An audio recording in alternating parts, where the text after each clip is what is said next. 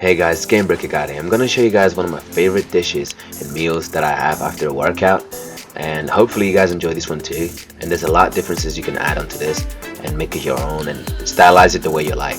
So I hope you guys enjoy this video nonetheless, and I'll catch you guys on my next one.